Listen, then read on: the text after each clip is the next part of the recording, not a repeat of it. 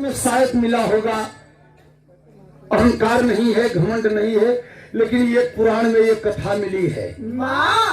खोज खोज करके मंच पर दे दिया करते हैं, हम लोगों का वही काम है। और जब मिल जाता है तो आजकल इतने कलाकार हैं कि घूम रहे हैं, वो मोबाइल में ले करके बस 2 दिन के बाद ओके उलट पुलट के कहीं हमारे उनके खोजे के सामर्थ्य नहीं बा, उनके खोजे के सामर्थ्य नहीं बा, लेकिन केहू को सुन ले बस ओके पलटी के कहीं हमारे कैसे वेद शास्त्र पढ़े के तुमके समय बा नहीं कैसे। चेतन राजा का दस्तान, चेतना उनकी रानी मान, 5 बाझिन थे दोनों प्राणी श्रीमान।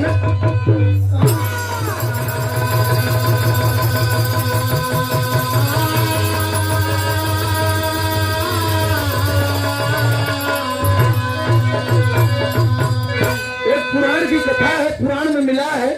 एक सतयुग में चेतन राजा है जिनके औरत का नाम चेतना, और दोनों प्राणी बाझिन थे और गंगा रोज स्नान करते थे। मन में उर्गलानी है कि हमारे भगवान कोई औलाद नहीं दिया, और गंगा नहाने जाते हैं। तेरी के भाव है कैसे।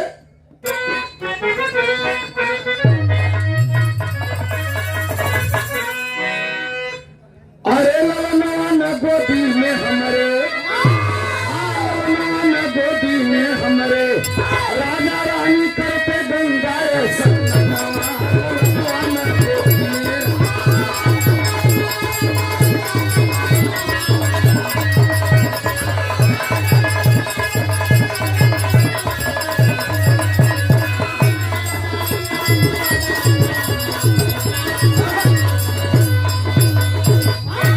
ध्यान देंगे दोस्त, विरह का अर्थ क्या होता है।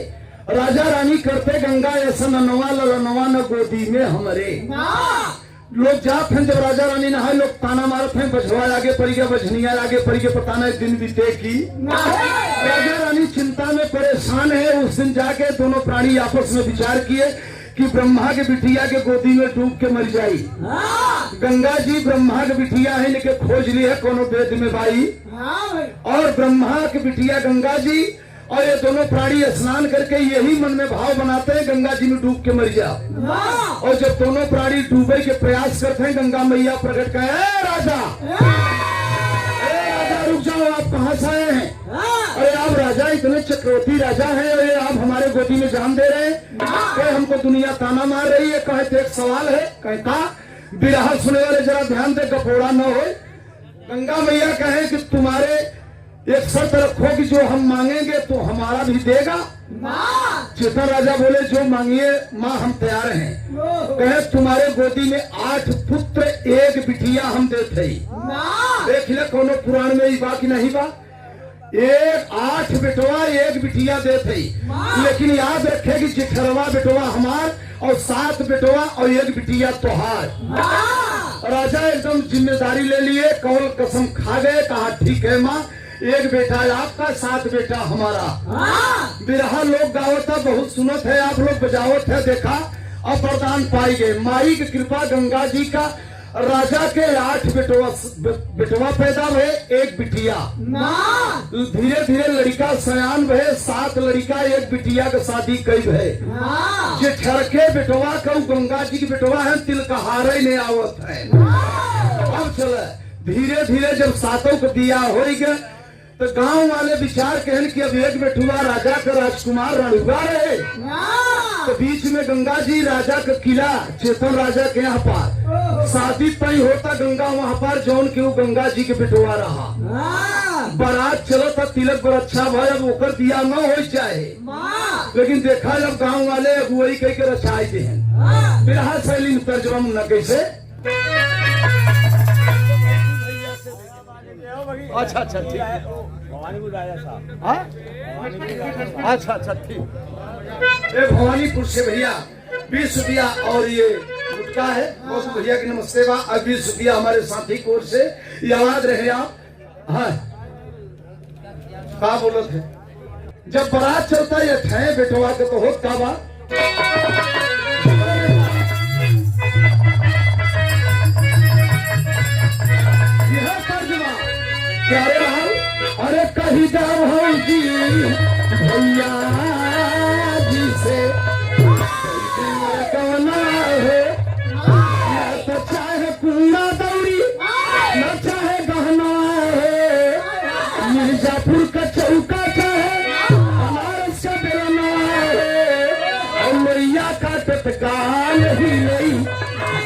की जो बनाए।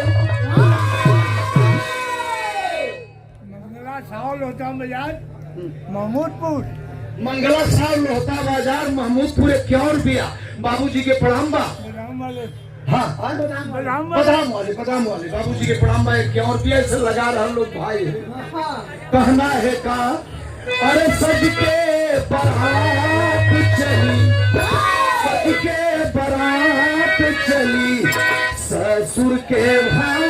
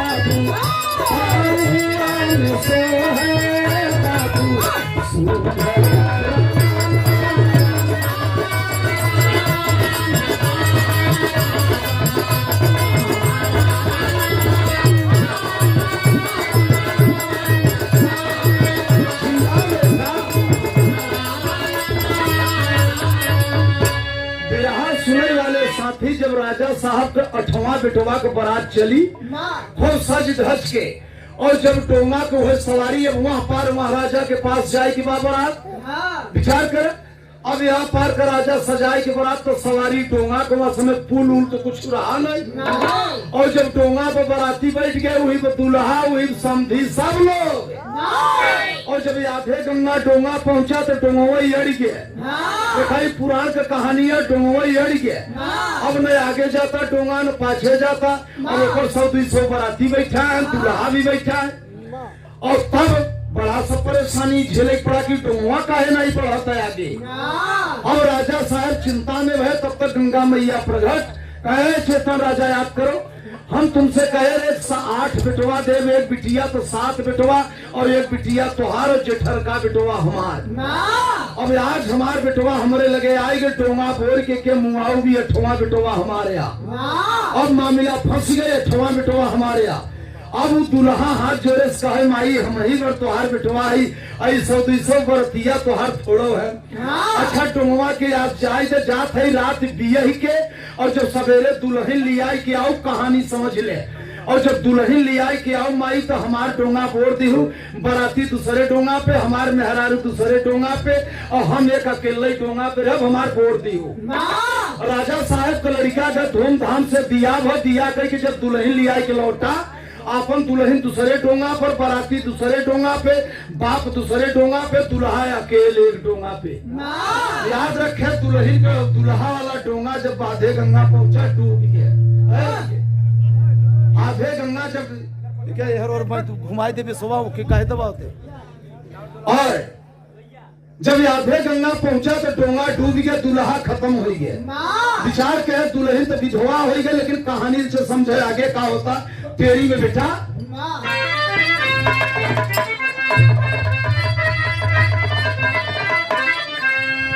नहीं हर सासुर भई रोआई, और नहीं हरे रोआई होता कि दुल्हा के डोंगा बुड़ गया। और ससुरे रोआई होता कि हमार बेटवा डूब गया। नहीं हर सासुर भई रोआई और दुल्हन विधवा हो गई भाई। ललनवा न गोदी में हमारे अरे चढ़ी जवानी रोए भारी मुझे।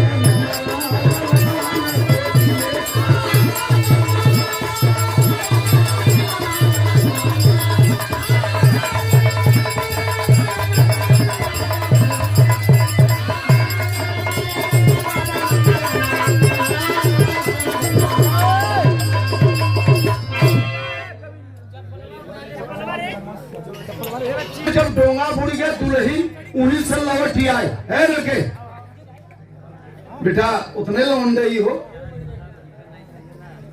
अब दुल्हन तो डोंगा वही करारे पर से लौटी आए ससुर कहे जा बिटिया तो डोंगा हमारे लड़का डूब गया। अब ध्यान दे ओकरे ससुरारी के गांव का एक औरत यहाँ पार आई कोनो काम से विचार के है और जब यहाँ पार आई और गंगा जी डोंगा बोल के वही लड़कवा के नाम से उन्हीं लड़कवा के नाम से करारे पर एक सेवाला और एक मंदिर बनवाई दीनी के बनवाओ था गंगा जी भाई कोनो पुराण में बा कि नहीं बा और बनवाई दीन करारे पर एक मंदिर और एक सेवाला इस सतयुग में। और वो लड़का तो डूब गया चला गया पानी में। जब 12 बजा रात तब पानी में से गंगा जी चाउर दाल पिसान बर्तन आगे कुल दे दी।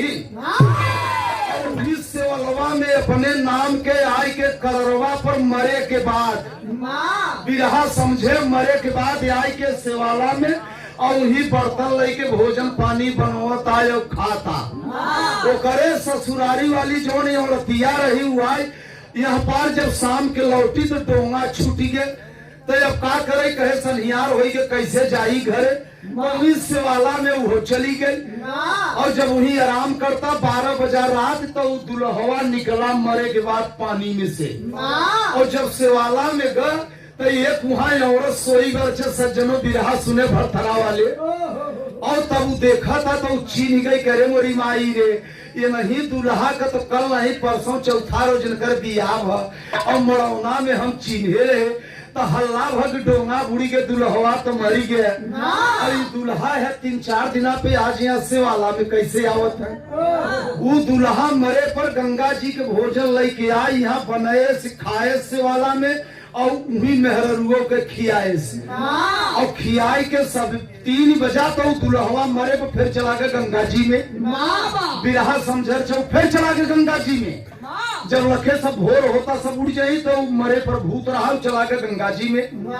और ओकर जौन गांव के ससुरारी की औरत रही जाए के ओकरे दुल्हनिया से बताए कहे ये सखी जैसे तुहार दिया हवा वो आज उन्हीं कररवा पर सेवा भाई साहब धीरे धीरे उन्हीं सेवलवा में आए हैं तो ओकर दुल्हनिया कहे चला हमें दिखाई दे तू मावा चला। तो बिहान से ओकर दुल्हनिया हुआ दिन भर वही सेवाला में पड़ी बा। जब 12 बजा रात तो चिमटा कराही भाई साहब है चाय वाले चिमटा कराही बर्तन सब लई के पिसान दाल आई हुई सेवाला में मरे पर बनवाता भोजन मुर्दा भोजन बनाई के और 3 भोग लगाए थे 2 औरत एक अपन बियही औरत का और एक वहाँ औरत का एक अपन। तब औरतिया चीन गए कहे अरे तो हमार स्वामी है तो हमारे में चिन्हे रही बिरहा सुनत और तब करे बाद जब वो बिहान वक्त 3 बजा रात तो फिर चला गया पानी में। तो जब वो करे ससुरारी वाली चाय लगी अपने घरे कहे चला कहे अब हम न जाओ ओकर दुल्हनिया वही सेवाला में रह गई। रोज भोग करावे पानी में से वो निकले और रोज भोग करावत करा मुर्दा से भोग करावत दुल्ही मरे के बाद भोग विलास करता मुर्दा। एक पुराण का कहानी याद रखा और वो मुर्दा से होकर बियही औरतिया गर्भवती हो गई। अब ध्यान दे प्यारे लाल मुर्दा से बियही औरत गर्भवती हो गई और जब गर्भवती हो गई तो कर दुल्हनिया कहे कि तू 3 बजे था हो रही तो वही गंगा जी में चला जाते हमारे पेटे में लड़किया रह गए अब हम कहाँ जाब लेके तो कहत का मर्दवा जो मरा रहा कहे हमारे ससुरे हमारे घरे चली जाए अपने ससुरे कहे स्वामी जी तुहार हल्ला हो गया कि डोंगा बुड़ी गए तू तो मर गए और हम जा तो पेट खुला हमके क्यों रखे। तो देखा गाना में हो थका कहानी बहुत मजेदार है। तो देखा विचार के है कि कहानी कहत का बा कैसे बेटा पैसा ले ले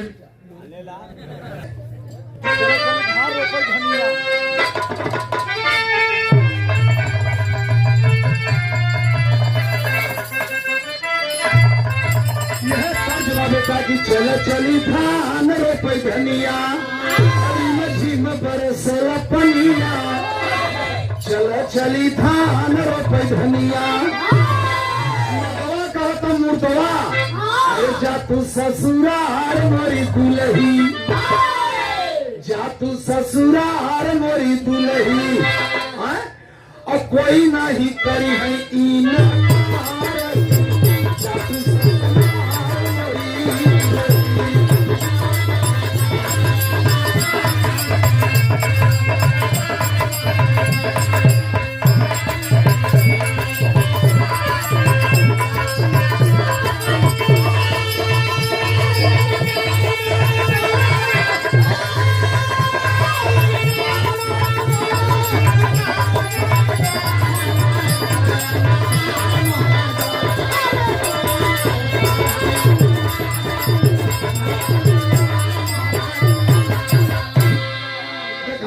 कहता नौ कुरुई गंगा जी से मांग के लिया भेजा था अपने घर अपने गर्भवती दुल्हन के मुर्दा, लेकिन गंगा जी से नौ कुरुई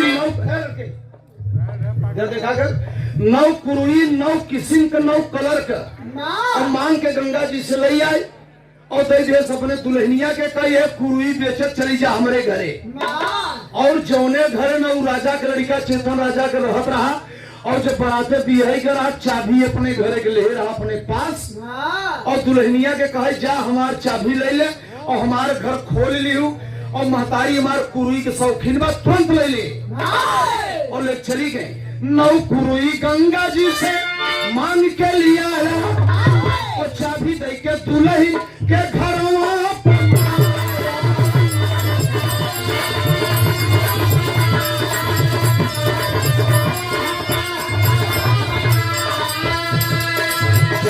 ससुराल मोरी जा तू ससुराल मोरी बेटा मेरा ससुराल की जा तू ससुराल मोरी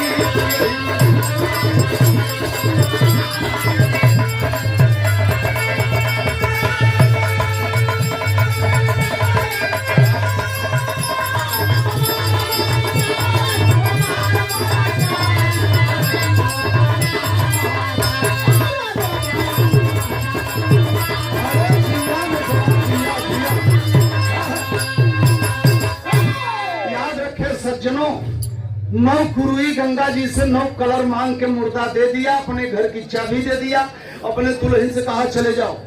और दुल्हन पूछत जब अपने ससुरे पहुंच गए तो ओकर सास जब देखे तो कहे कुरुई तो बहुत बढ़िया ले हैं, तो पहले भौंकी सिकौली कुरुई यह कुल तरह हुए किया साथियों। और 9 कुरुई लई के और दुल्हनिया गर्भवती से कहे सोकर ससुइया कहे बहन तोहरे पेटे में गदेला बा तू कहाँ जाबू। अब एक राजकुमार के बिटिया मुर्दा से लड़का ले बा पेटे में भाई अच्छा कहानी के समझे मरे के बाद वो करे बात तब वो कहे कि अम्मा हमारे पेटे में लड़का बा हम अब जुए हो जाए काले हो जाए हम एक घर दे दे तू। तो कहे हमारे घर नहीं खाली बा एक घर खाली बा और उन्हीं में चली जा रहा, लेकिन ओकर ताला बंद बा हमारे बेटवा गंगा जी में डूब गया। तू ससुइया नहीं जाना तक हमारे असली पतोहिया ही है या। तो कही अम्मा ताला बंद बा तू दे जा हम ताला खोल दे। तो राजा का ताला भी तो कोई रहा हो कायदे का, लेकिन मुर्दवा चबिया दे रहा और वह चाबी दुल्हनिया ले रही ताला खोल के घरे में हो गए और मालिक के कृपा करे बेटवा पैदा भा। और जब बेटवा पैदा भय तो गीत सोहर मंगल सब होता और तब वह रनिया एक मीजे बदे के चमाइन लगाई दे जौन ओकर मुर्दवा के औरतिया रही हो तो कर सक गई पतो बात के समझा, लेकिन अब सब जानथन की बेटवा तो बुढ़ के मर गया बा और चमाइन लगाए जैसे मीजे में दे तो रोज चमैनिया जाए सौरी में मीजा करे। एक दिन चमैनिया वही रह गई। आई 12 बजे रात मुर्दा पानी में से निकले तो भोजन बनवे से वाला में और भोजन बने के तो अपने मेहरारू के घरे लेके जाता सौरी में खियावे बदे। बिरहा में तर्ज बा बेटा कभो एक बाबूराम कैलाश गावा करे इलाहाबाद से। तो कैसे गावा इलाहाबादी बैरागी तर्ज में कहीं मझी में बरसई सा वना हो पिया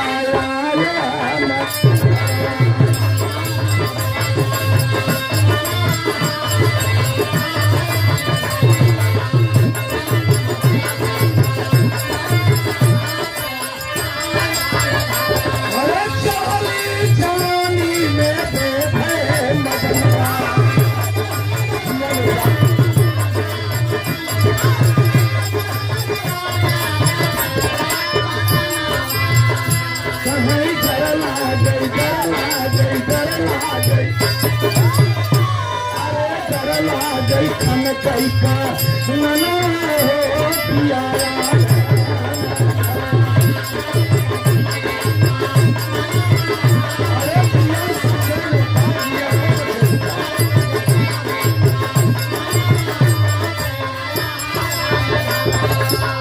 भोजन भोजन कराओ ऐसा जना हो देखा कई के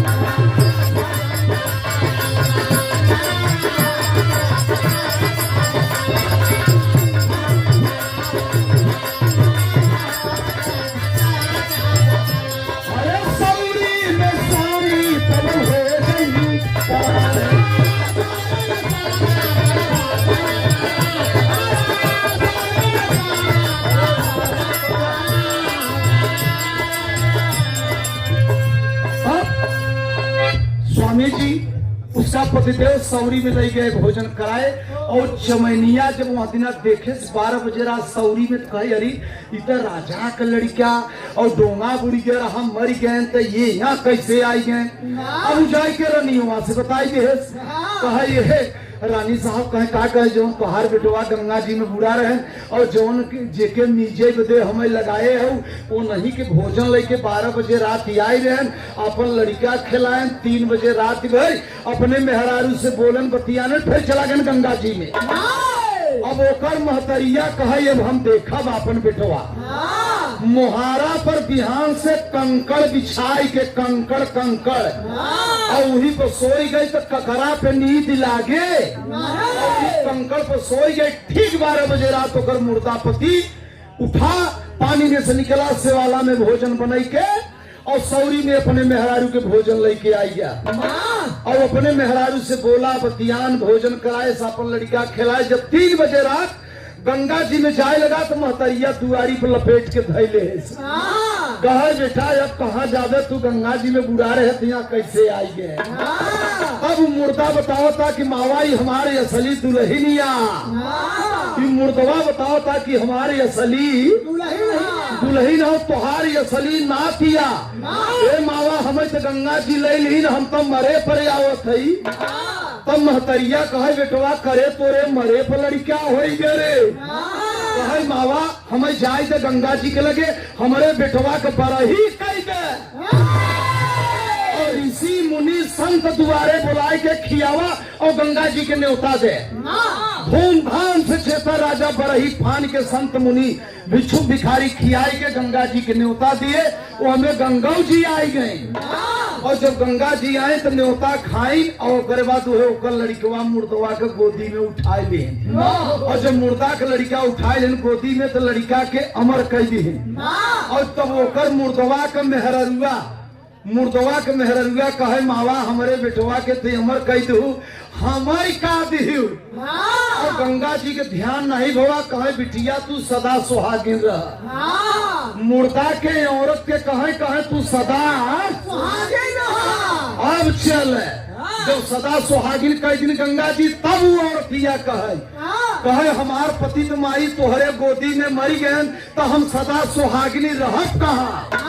तब गंगा जी के ध्यान भकाए मार पति जी आवा तू कहू है सदा सुहागिन रहे। गंगा जी चली गए अपने पिता ब्रह्मा के लगे ब्रह्मलोक में कहे गाड़ी बच गई कहे का भा कहे ऐसा ही एक मनई के अपने गोदी में डुबाई के मुआवा मरे पर लड़का हो आए अपने मेहरारू से और पिताजी वो जी आए जब बिठवा के वो करे बिरहा शैली में खड़ी के लाइन कैसे हो थे देखा खड़ी लाइन में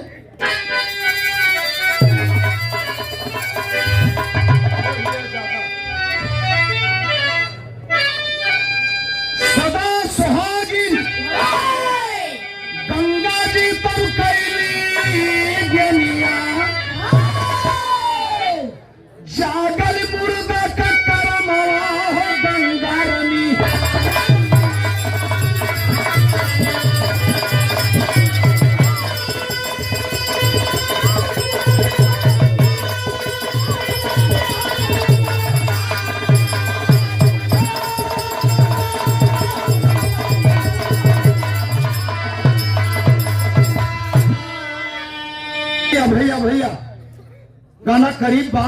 गंगा जी सदा सुहागिन यानी मुर्दा के गई अपने गोदी में कहे बिठवा जा तू अपने घरे जा, अपने पिता ब्रह्मा से तो हो अमर कराई दिया जा।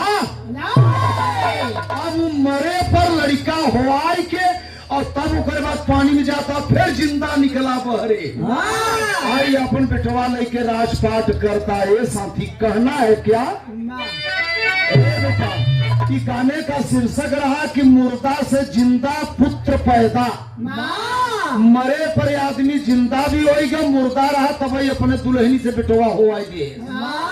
बारे गाना ऐसा ऐसा बात वेदों में लिखी है, बढ़िया बढ़िया बात, लेकिन आदमी समझे कि अगर तरीका बा कि देखा मरे पर ही मुर्दा बेटवा हो आए दे और अमर हो गया बेटवा बाप दुल्हनी सा।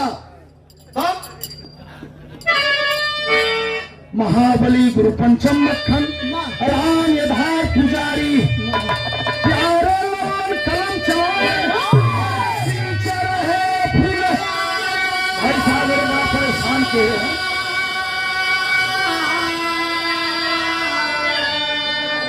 5 घंटा से तो बाजा बनवा में खोपड़ी खराब। भाई साहब रे कहते घड़ी देखा हमका ऊपर पड़ जाए घड़ी हम खत्म कर दिया। हाँ तो क्या करबे? कमेटी वाले भाई कहते बस बहुत समय हो गया, बहुत समय के बाजा जब बिगड़ा रहा तब नहीं ध्यान दे। ललनवाना गोदी में हमारे, ललनवाना गोदी में हमारे